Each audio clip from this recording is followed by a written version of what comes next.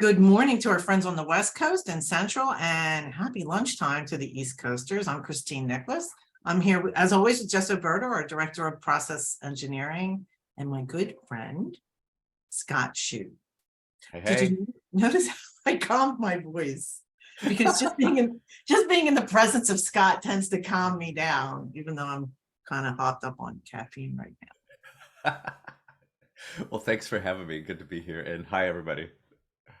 So I'm so excited that Scott's on our webinar for this month. This is his book, The Full Body Yes Looks Backwards, right?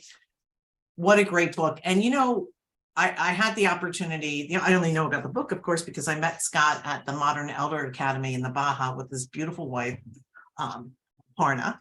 Am I saying Aparna's name right? Aparna, that's right. Okay. Yeah. Good job.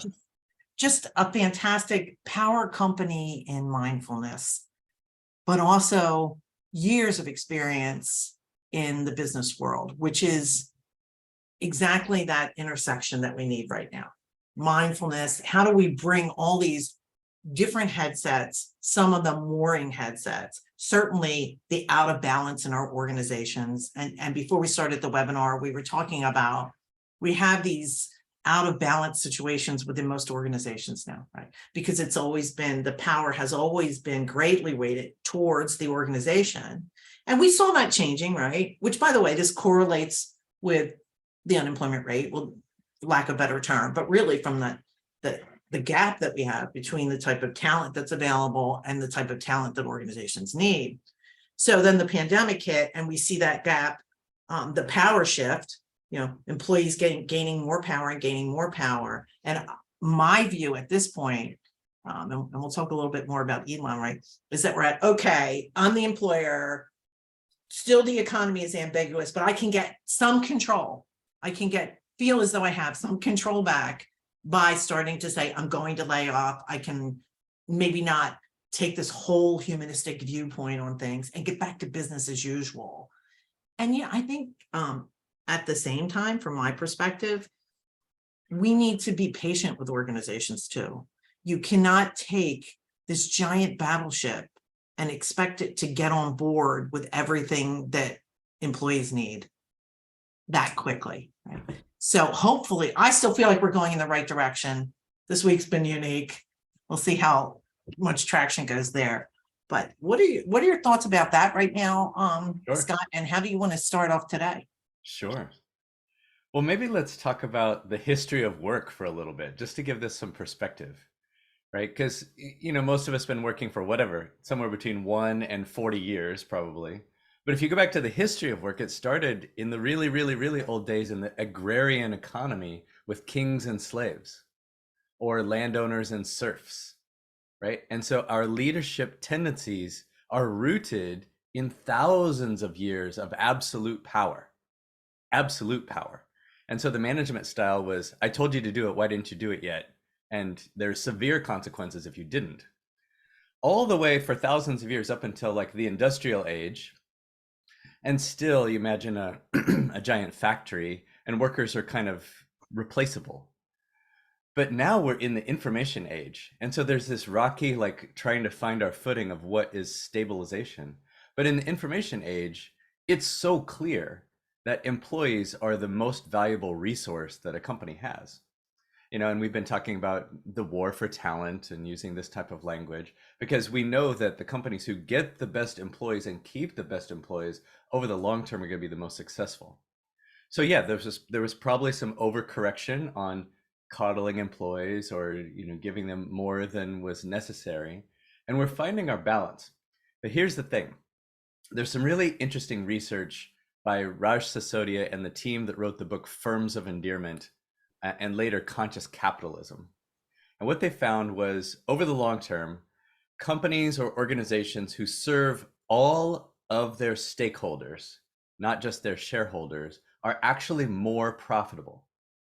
What that means is, if as a company, if you can create a balance, yes, for your shareholders, they're people too, they trusted you with their money, but also to your employees and provide value for your customers, and you do it in a balanced way and on purpose, they're 14 times, that's 1400% more profitable than companies who are only focused on profit, which I think is kind of wild.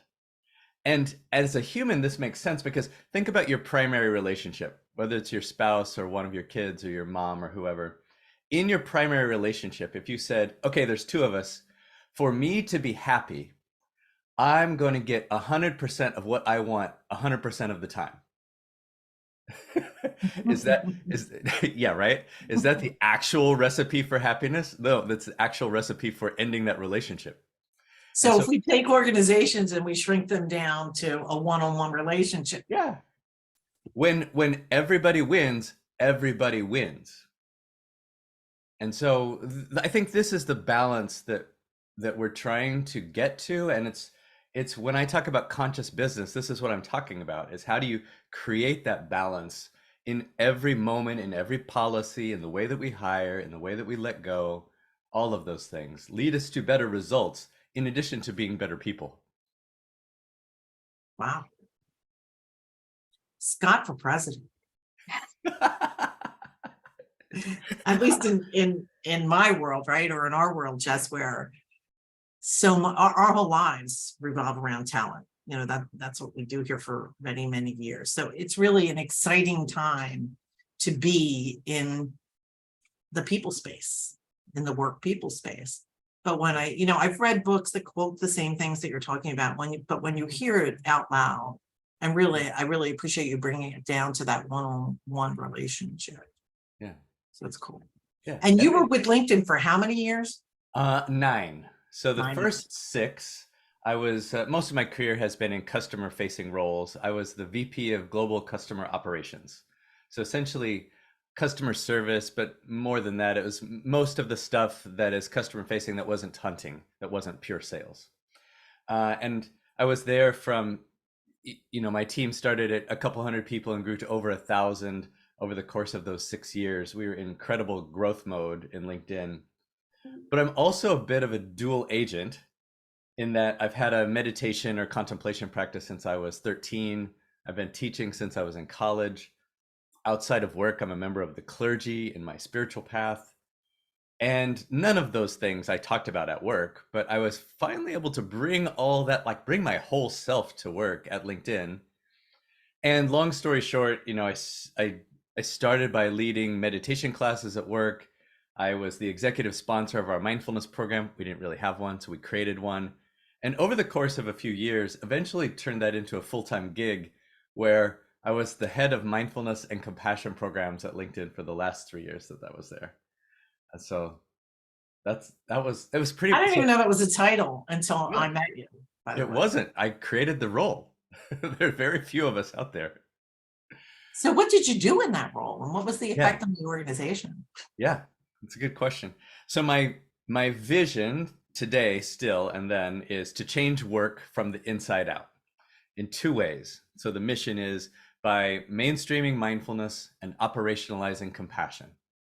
And so at LinkedIn, I was mostly focused on the mindfulness piece and think of mindfulness as an individual sport, right? As perhaps it kind of gets put in the wellness bucket in a company. And you can think of it as mental exercise, right? So what we did was we tried to make mindfulness or mental exercise just as normal and commonplace as physical exercise. So yes, we had meditation sessions and things like that, like 40, 50 a week across the globe. We gave people access to an app. We started with Headspace, but moved into one I like even better called Wise at Work from my friends at Wisdom Labs. Every year in October, we would do a 30-day challenge around that app to get, a company-wide, get everybody using it. We would give away a free t-shirt or a hoodie if people used it a certain amount for the month. And what I would say is never underestimate the power of a free hoodie on human behavior because we had massive spikes during that month of people using the app. We would do speaker series. We would do weekend retreats or Friday afternoon retreats. And the other body of work was around operationalizing compassion. And LinkedIn is a very compassionate place. So part of my job I felt was to be like an investigative reporter to see how did we get here? If we were to take 5 or 6 of the best practices and try to put them in a box and put them somewhere else, what would those be? And so I was teaching workshops on things like building resilience, teaching workshops on things like compassion and action. Um, then you asked, what was the impact to the organization? Well, I'm a business guy too, right? And so I want to measure ROI. And ROI is tricky to get to for lots of things, right? Because there's so many factors involved. So I started by measuring essentially consumption and satisfaction. If I offer a program, did anybody come and did they like it? So that's easy to get to. And we were getting closer and closer to connecting the dots between, people who do mindfulness and productivity, but it's still a little hazy. The numbers and the math required are beyond, the scope and size of LinkedIn, to be honest. But what I like is the stories, because this is real. As an example, during COVID time, a young woman who is a salesperson reached out to me to thank me for the programs we were offering. And we were having a conversation. And she's one of these gals, super high performer, 2 little kids at home. And remember, in the beginning, there was no childcare. So she's doing it all, right? She's taking care of her kids. She's the primary cook and cleaner and taking care of the house, blah, blah, blah. She said, because of these programs, I'm screaming at my kids a lot less. And we laughed, but I knew that she was kidding and not kidding, right? Because we have all been there in our own flavor, our own context. She said, look, because we're doing this, I'm a better version of myself. I'm a way better mom. I'm a way better partner. I'm way better at work. I'm just a better version of myself. And I hear that story over and over for people. And I'm like, isn't that what we really want? Going back to the value for the company, we hire these amazing people. And then if they could be the absolute best version of themselves, if we as a company could provide an environment for them to absolutely thrive, what's the ROI on that? I think about sometimes physical exercise. Lots of companies have gyms. You get to a certain size, and then you'll have a gym on site. And if somebody asks me what's the ROI on these mindfulness programs, I'm like, okay, did you ask the head of the gym when you bought the new rower what the ROI on that rower was? Or did you ask the facilities guys when he, saved when he turned the air conditioning down in the summertime from 74 to 72, did we ask him what the ROI was on making that a more comfortable environment for the employees? And by the way, how many of our employees need to run a 6-minute mile for their job? Or they need to bench press, their weight? Or how many of our employees do we need to be mentally focused for their job or emotionally stable for their job? Oh, all of them, right? So I think we should be I love all the wellness programs, but we should be spending 50 times on mental wellness what we're spending on physical wellness. Wow. When you put it in that context, it's an interesting way of looking at things. But really, if you weren't, let's say you could effectively, and I'm not sure you can effectively measure the ROI, it would be so much greater. Oh yeah. When you have organizations that can actually function together. Yeah. So you imagine a world where people leave all their mess at the door, or they've learned to deal with their mess in 50% better way. And we all have a mess, right? Whether we're going through family stuff at home, whether we're going through our own stuff at home, we all bring that trauma to work. And mindfulness is not the cure-all, but it's part of a spectrum of solutions for mental well-being. You have the hotline, the crisis hotline on the one end, which is like the emergency room, right? And you have other programs, workshops, and other things, which are kind of in between. And then mindfulness is like your daily maintenance, But what it does is it helps people stay in the green and yellow zone instead of getting into the red zone.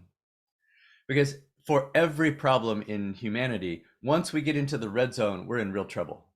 Hmm. right? If you think of physical, if anybody's ever had to ride in an ambulance and then get the bill for that thing, you know, having a gym membership, whatever, costs you 500 or $1,000 a year. Taking one ride in an ambulance and getting a full CAT scan and all the stuff that happens when you're in crisis is tens of thousands of dollars. So the same thing with our mental well-being, right? You would think that insurance companies knowing this would get further behind. Totally. And this is the movement. It's like this. They're Yes. going kicking and screaming, one more thing to Yeah. pay for. But if they could look at that broad picture, and maybe some measurements would be great. Interestingly enough, when I first got into this work 6 or 7 years ago, I got to meet the guy at Aetna who was the chief mindfulness officer at Aetna. And I thought, cool, because the Aetna CEO had had his own near-death experience. He was in a lot of pain, and mindfulness, saved him. It saved him from being in a lot of pain, saved him from the drugs that you have to take to get over pain. So they had a chief mindfulness officer. They were doing primary research. They were getting ready to roll out all these programs so that the companies they served could roll them out so everybody could be more well off and, save money. And then they got bought by CVS, and CVS wanted to save $300 million. And so that program disappeared. So we're making this is happening, this evolution is happening in fits and starts, where there'll be a little pocket and something great will happen. And then, leadership changes and whatnot, and we forget about it. But as a whole, this idea is still expanding.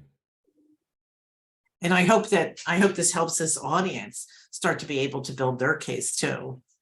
Part of one of the things in the book that you brought up that really resonates with me, and I know that a lot of us with such a heavy focus on diversity, and having done a considerable amount of diversity learning and training myself, our amygdalas, right? And the rest of our brain Yeah. that backs up these unconscious thoughts, and one of the things that really prompted it as I was driving in this morning, having read much of your book last night, that really got me thinking is, how much of this false narrative from our amygdala do we even comprehend affects so much of what we do.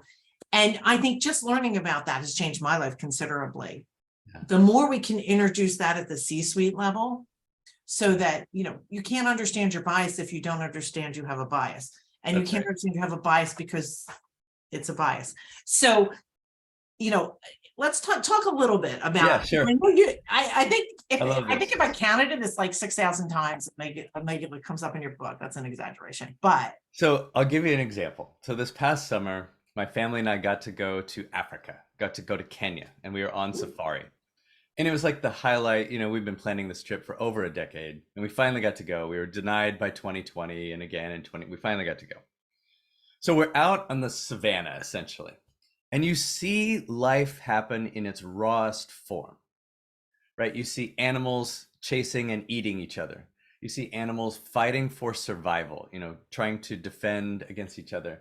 You see lions. So saw pairs of mating lions. And sidebar, yes, this is relevant. Two lions they'll leave the pride, and for 3 days, they will do their business every 15 minutes for 3 days. that's impressive. I didn't. Yeah. So now people have, a new spirit animal. It's the lion. But the reality is, we are animals too. We like to forget this, right? We like to think that we're somehow different than all these animals. But everything those animals do and everything we do is about survival. It's always about survival. As a human, right now, dressed in the clothes we're wearing, our first reaction is a reaction that is evolutionary, and it's based on survival, right? You see an attractive person, and look, this is why we're obsessed with sex. We're obsessed with danger. It's why the news is what the news is, because when we look at the news, our amygdalas are firing. And what they're looking for, the inside of our brain, our fear response center, or the amygdalas, are looking for danger. Why? Because this is what kept us alive for the last millions of years.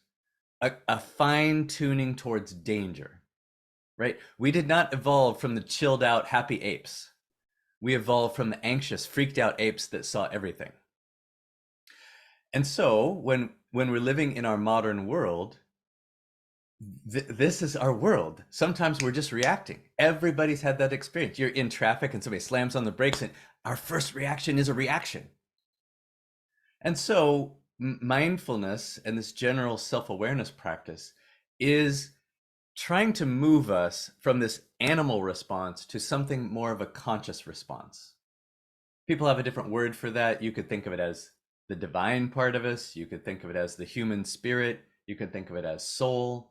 But essentially, we're trying to move our consciousness away from the animal, the mammal, the Homo sapien, to, wow, something more conscious and responsive. And we all know that when we're at our best, when we're like, just think about a day when you were at your best and it didn't matter what was happening around you, like you had more resources to deal with that. So when the kids are screaming, you're like, okay, I'll deal with that. I'll deal with that, and I'll go to the next thing, and then I'll go to the next thing. Versus when we were in reaction mode, we're like an animal. You see our teeth. So life goes so much better. Work goes so much better when you move people from animal to the human spirit.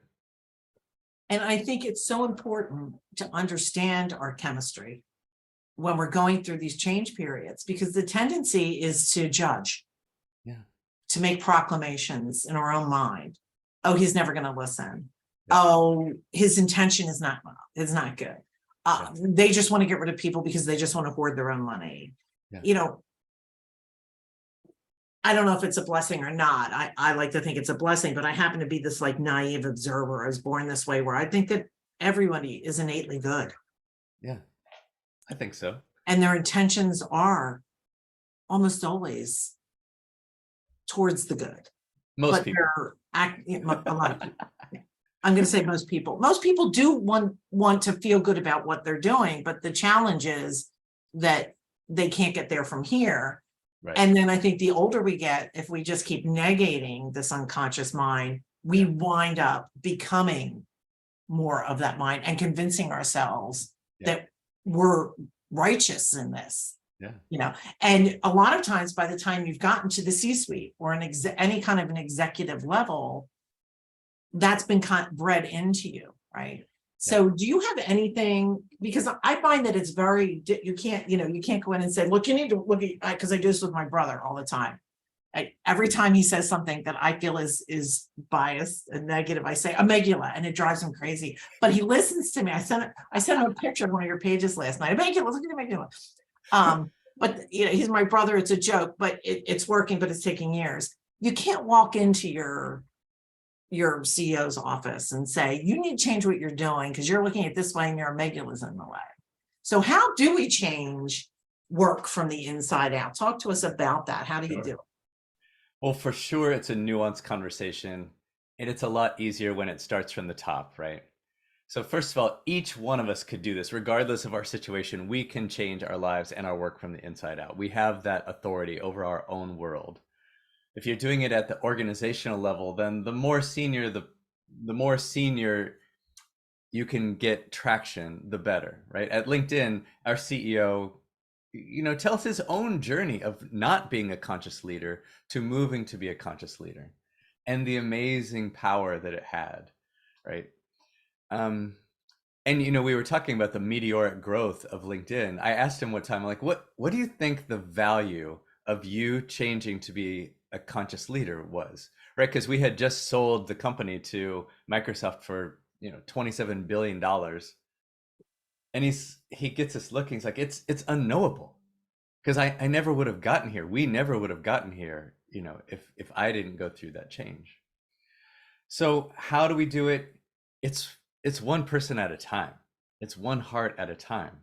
Now at LinkedIn, because the one person changed, we were able to change 20,000 people below and create a culture where it's just part of what we do. And now Jeff has moved on. There's a new CEO, but the company is still operating in this very conscious way. So it does have lasting impact if the followers continue on the path. Now, of course, just like everything else, the new CEO could have come in and said, we're not doing that anymore. We're only going to focus on profit. But this is evolution, people come and go and come and go. But on the whole, I do think we're making progress. But one heart at a time. So when you have a new organization now, I right? do. That goes in and helps companies do this. So I'm sure that our viewers, and if anybody has any questions, just ring us up on that.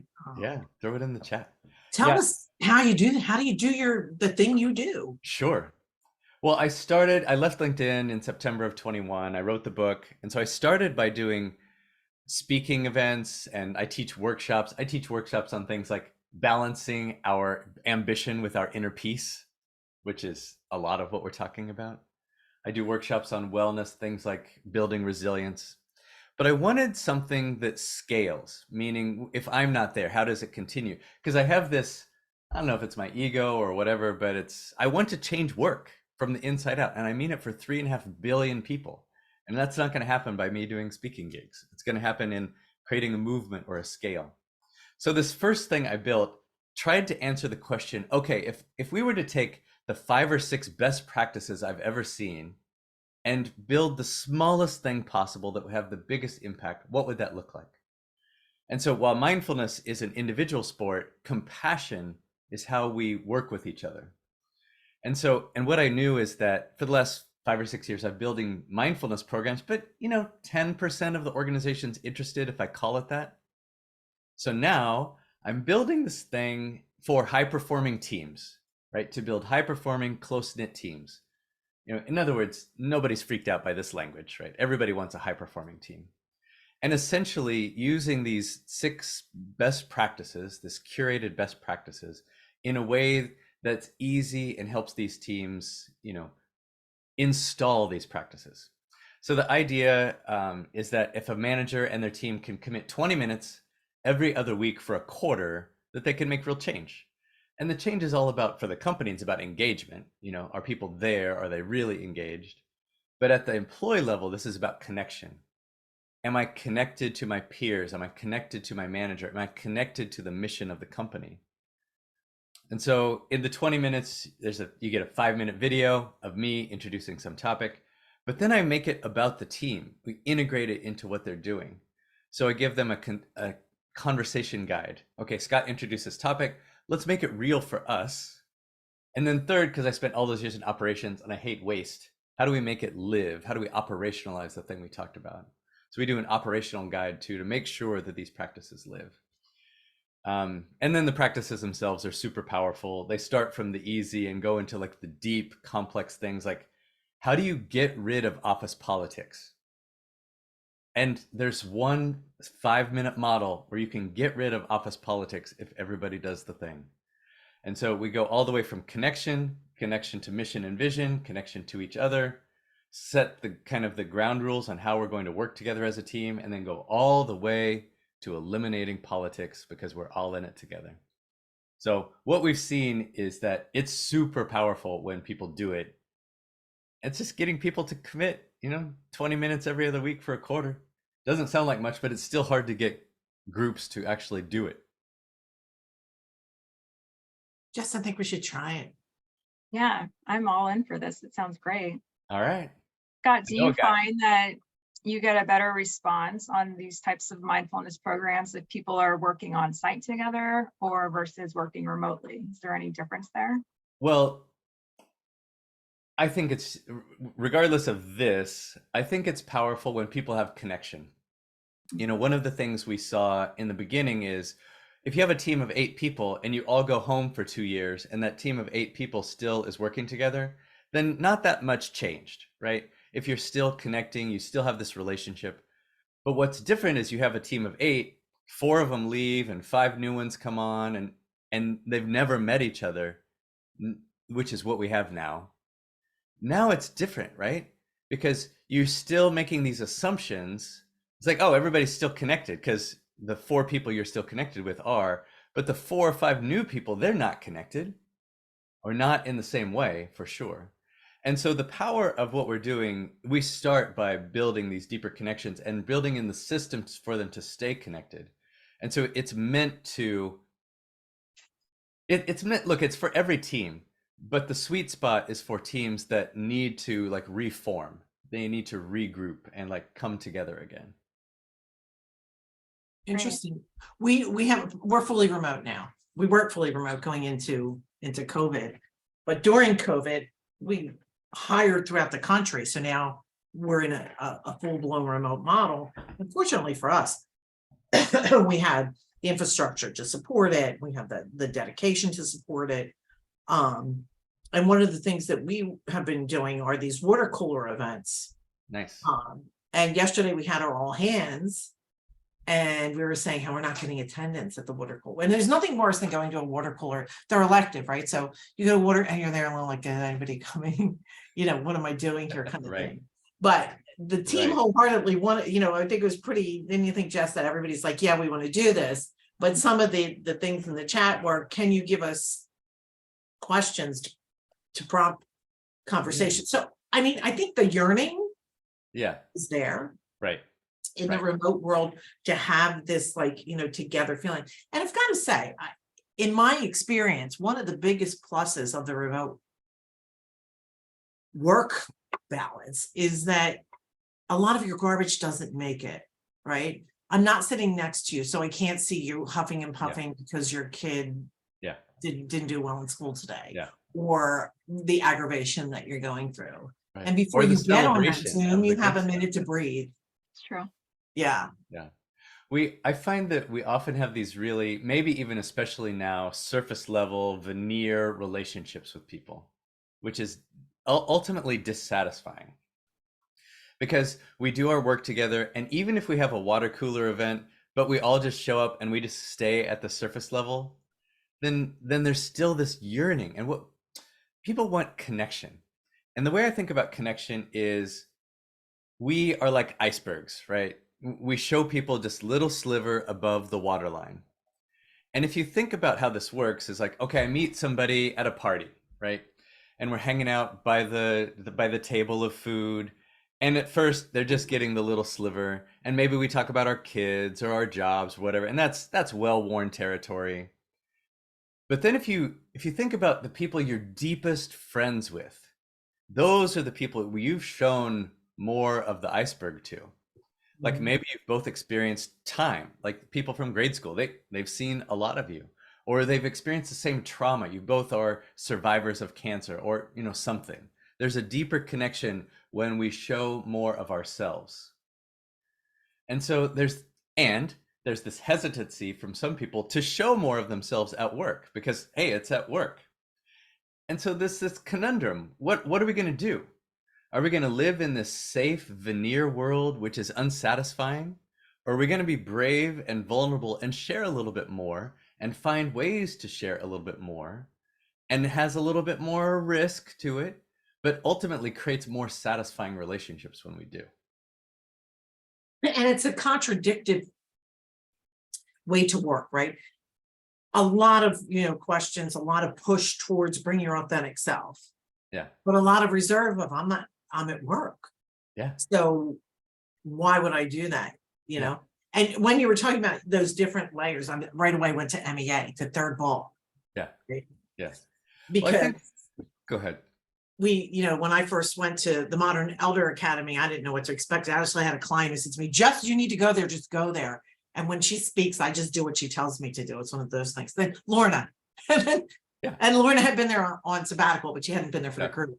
Yeah. And I think the power of learning people from that third vault, right? Like from the hi, how are you, to the actual person. And they do this at the MEA in a very short time frame. This is like 7 days, really. Yeah. You can learn to surf together. There's all these things you can do, but this connection stays. That first group, it'll be a year in June. That first group, and there's 19 of us out of 22 that still meet every other week, because you can't find that anywhere else. That's right. And the crises that the group has come up with, that individuals are facing, and the things that about these people, right?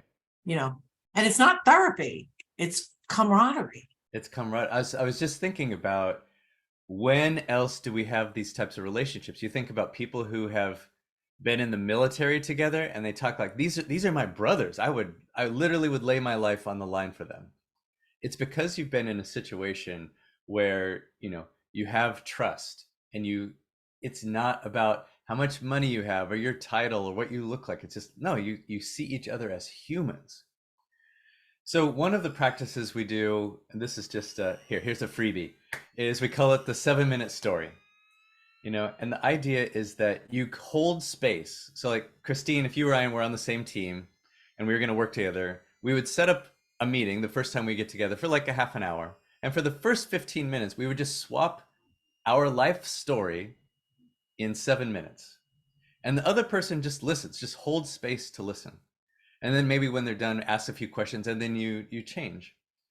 There's something really powerful about this because, and you don't have to share anything you don't want to, but what we find is people go deeper. Instead of just listing their resume, they tell you what they're passionate about. They tell you why they did these things. You get some of their, their core values that we just don't find when we're just having normal conversations. And so this idea of holding space, if you start off your first meeting with that person by going there, then imagine what every other meeting that you have with them will be like, because you've already built this muscle that you can go there. And so maybe next time you go even further and even further and even further.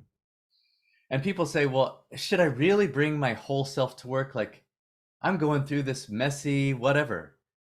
And okay, if nobody really wants to hear about our messy divorce at work, right? But what we can say is, hey guys, I'm going through something that's really hard at home and I'm distracted, and I'll probably be distracted for the next couple weeks.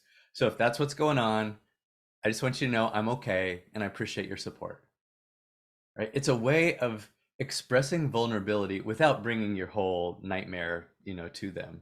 And the people who are really, connected to you will find you out if that's appropriate and go, hey, I'm here for you if you want to talk about it. And then now you have an opening to lower the water even deeper. Oh, that is really great, because I think that's where the challenge comes in, right? How much of this is me being vulnerable and how much of me is like giving you ugly details that are making us all feel bad, including you, Yeah. right? Yeah. And learning that stop or that stop That's right. gap. And then I love the fact that you can have a person who can say, look, if you want to talk about that further, you can call me. Yeah, That's yeah. That's right. It sounds like what you're doing is making it, by giving these guidelines, you're making these conversations safe. Yeah. Like, I know the overall is safe, but Yeah. to have the programming built in That's right. to include this safety net That's right. changes really That's the right. way somebody feels about what Because you think about, we all look to our manager, right? Probably everybody on this call knows the single biggest factor in how we feel about work is our relationship with our manager. And by the way, the second biggest factor in our overall life satisfaction is how we feel about work. Second only to our mental well-being, right? Which means for many people, the relationship with their manager is actually the most important relationship they have in their whole life to their happiness, to their well-being. And it can very often, it's an unconscious That's right. program that you're running. You remember when Bill Clinton was in office and he started wearing yellow ties, which for presidents was unheard of.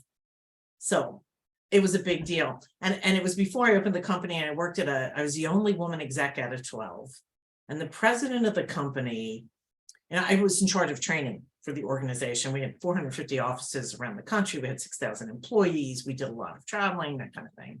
So he had this yellow tie, and he walked into my office when he's like, I think I'm going to wear this yellow tie. I'm like, oh, you're Bill Clinton. But by the way, right, he's wearing it because the president of the United States is wearing it.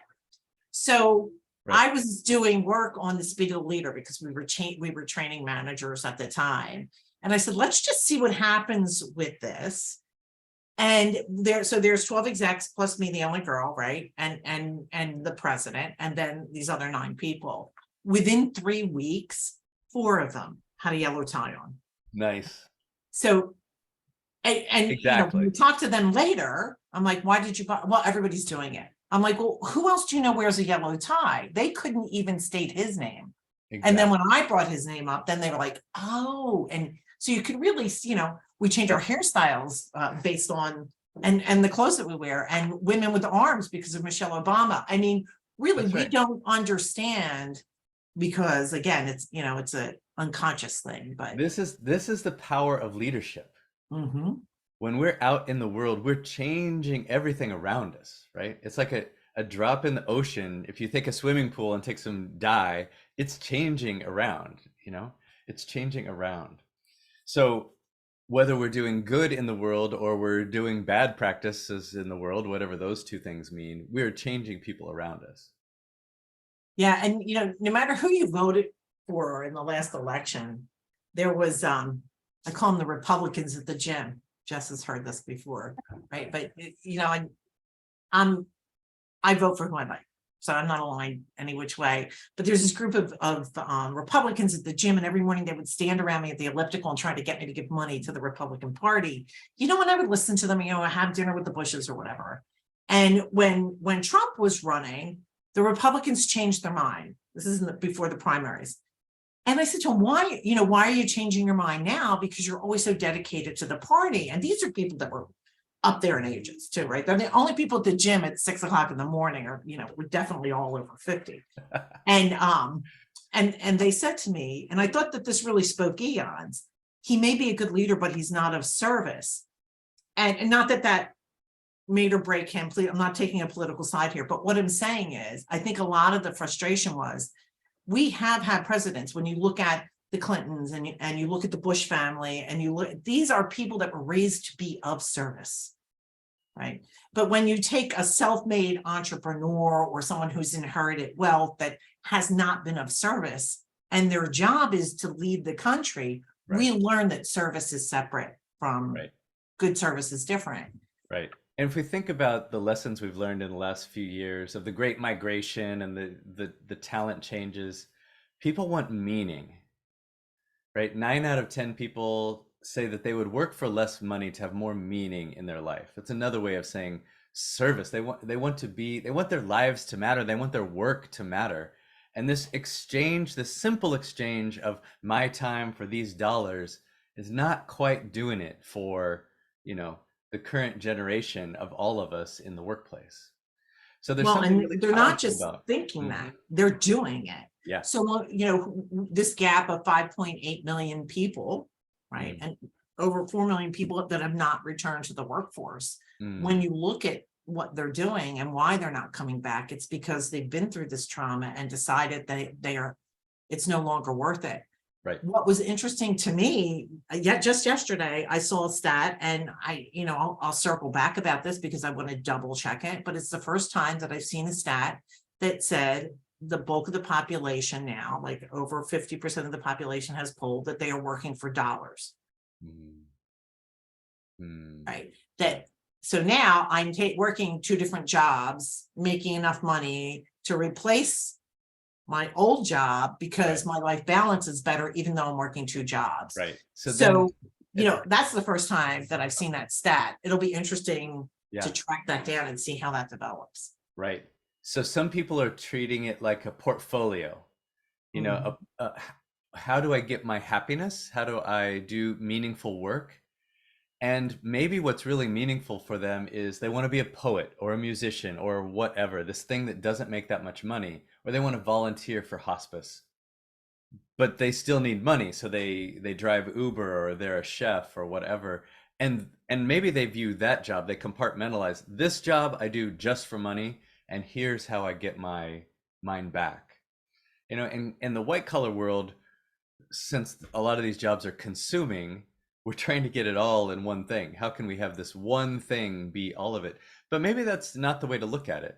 Maybe it is a portfolio of, can I do my photography and my music and my work at the same time, and have that be something that gives me deep satisfaction. And what is the Japanese diagram that you were talking about that brings those 4 together, right? 4 circles. It's called Ikigai. It's Ikigai, Ikigai. It essentially is a model around purpose or meaning of life. And it's like a Venn diagram of 4 circles. What I love to do, what I'm good at, what the world needs, and what I can get paid for. So what I'm good at, what I love to do, what the world needs, what I can get paid for. And I think this is a really useful model for us to navigate our careers, because even in the same job, the same title, I've moved around in that circle, right? And for some of us, we have jobs where we can shape our jobs in ways, to get closer to the center of the bullseye. So as an example, I always liked people development, but I wasn't in HR, I was in an organization. But I would focus my personal time on hiring the best people and training the best people and making sure that we had programs in place, and then doing coaching for, our high performers in addition to, my own direct staff. So I shaped my job to be more of like an executive coach or a talent developer, even though I was in this, operations job. In the same way, all of us probably can shape our jobs to get closer to the center of that bullseye. And you had some rare opportunities in there. I'll make a prediction though. I think what we're going to see is, first off, gig workers, contract workers, temp workers, they've known this secret for a long time. I live near the beach and there's a lot of surfers out there that just work in the winter doing whatever they can do. Yeah. These are the guys that come and put my awning up, and they're Yeah. a plumber, but only in the winter, that kind of Right.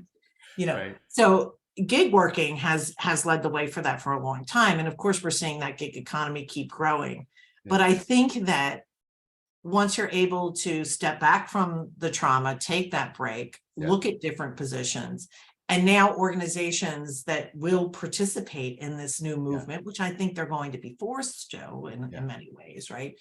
Once the organizations start to catch up with this kind of bring your unique self, that will start to see that diagram become more effective, where you can intertwine different things, and it's respected, it's not in opposition of your work. It's actually innate to who you are and therefore part of your work. That's right. I think we'll see it come back around. When we see people leave their corporate job to go be an Uber driver plus a surfer, they're saying, I'm taking back control because I didn't get it in my old place. Mm-hmm. But what I saw at LinkedIn was people filling their bucket with other things at work, right? So we have all these ERGs, whether it's the Blacks or Hispanics or LGBT community, etc., or mindfulness. People, if they get to spend 3% or 10 or 20% of their time doing this thing that they're really passionate about, and they feel really deeply that it's helping make the world a better place and it's meaningful for them, for a lot of them, I hear them say, this is why I'm staying. I'm staying because I get the, LinkedIn or company X lets me do this and views it as important. And so that, I think, is a very powerful thing, that if a company really understood, how people are motivated, they would allow for all of that, encourage all of that. You've got a lot of work to do. Fact. We all do. We have a lot of work to do to influence the change that's going to be needed, because we cannot possibly lay off enough people to right what's going on in the economy. It's just not going to happen. Yeah. And I think that, unemployment hasn't been this low in 53 years. And when you go back and so in 1969, when you go back and you look at the economy, then it was still easy to predict, because the reasons for it being there had more to do with what you could do as far as attaining more people. There's no more people to attain. Yeah. We aren't making more people in the back room. We have to work with you can't come up with 5 million people. No. And then we have other people that we need to retrain. There's some, and I like what Wagner said about moving over to this talent access as compared to talent acquisition. Either way, whatever term you feel comfortable with, we really have to pay attention to what that big picture is. And that really means reimagining. Yeah. Reimagining how we bring people into our organizations, reimagining how to interface with our people. That's right. The world's evolving. Yeah. Right. That's right. And that's right. I think that's a lot of the reason we see our amygdalas kicking in even more, right? Because that's any change is scary, it causes your brain to say, I'm not doing that. We can't do that. Right. Totally. So we need to get past that. But any good sci-fi movie will show you we'll get there. We're going to get there. That's right. We can already see it happening. Good. And there's a lot of people doing this good work, right? It's happening. Fits and starts, but it's happening. So we just need to hold on to the gains that we've made in terms of consciousness, in terms of the way that we're treating people. And yeah, there's going to be bumps in the road. There's going to be times when we see leaders doing things that are, counter to what we've seen. And let's not think that that's everybody, right? It's just like the news. When we watch the news, we see some bad thing happening and we think, oh, this is the way the world works. It's like, no, that's not the way the world works, because there's lots of great things happening. There are birthday parties and weddings and, grandmas doing great things and people helping their neighbors. Those things aren't on TV. Right. So what we see on TV, what we see in the news is just a tiny sliver of the goodness. And you called it out at the beginning. People are generally good. People are trying to do the right thing. Well, and I hope we stay this course. We talked in our last webinar too about the Edelman Trust Barometer, and you'll see that People Science, my company, People Science, publishes portions of it. Are you familiar with the Edelman Trust Barometer? I'm not. So it's like 23 years now, and Edelman measures, the Trust Barometer measures the world's population's trust in its institutions. 4 separate institutions: government, non-government entities, business, and media. Yeah. So if you go back to the Obama administration, the trust in government was exceedingly high, right? 2018 came and the trust in government fell considerably. The trust in media is the lowest level it's ever been recorded. Yeah. So there's more people turning off the news. Yeah. Right. But what's interesting, this is, and I think, what keeps me up at night is that 5 million jobs. If that isn't spurring you into looking at this, then the number 67%, and it went up 1% from last year. 67% of employees put their the world's population put their trust in business and CEOs. Yeah. Did you ever think you'd hear that? Think about that. Right. In their CEOs.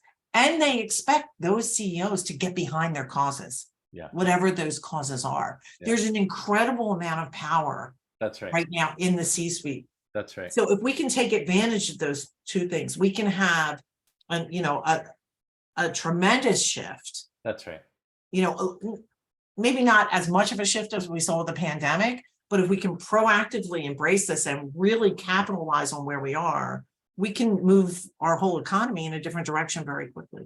Oh, and we can move consciousness. So to your point, companies, organizations have more power than they've ever had. They have more power than government or religion in terms of shaping consciousness.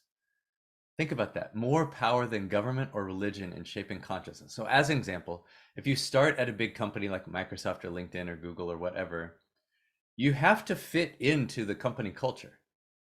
Like, it's just part of the deal. You have to fit in. And so if the company culture is amazing and it's this place where we're trying to do good work, then you're going to rise to that amazement. If it's just transactional and it's just like dehumanistic and we're all about a dollar, then you'll probably operate just like that. I was having a conversation with a friend at LinkedIn. We kind of risen through the ranks together, and now he's a extremely senior person at LinkedIn. And he had come from a different industry, like the consulting industry, one of the big ones that's kind of, a harsh type of environment. And I asked him what he thought of the LinkedIn culture and how he was feeling about it and how he was operating in it and what his old world was like. And he said he wasn't too proud of it, but he found that he was kind of malleable, meaning that in his old world, he acted like everybody else. But when he got to LinkedIn and he saw that he could be a good person and be successful, he doubled down on that. And then it was amazing for him. And now he never wanted to go back to a different kind of environment. But given the permission, given the environment, creating a leadership team where it's normal and required to be both a good person and a good leader changes everything. And so this is where I hope we get to. I hope that we get to imagine a world where shareholders are taking action against C-suites that aren't taking care of their employees.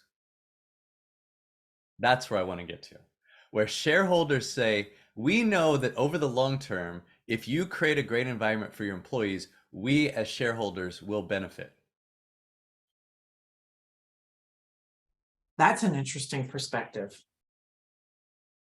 There was a call out, I think it was the Washington Post talking about SVB Bank. And I can't believe this reporter said this.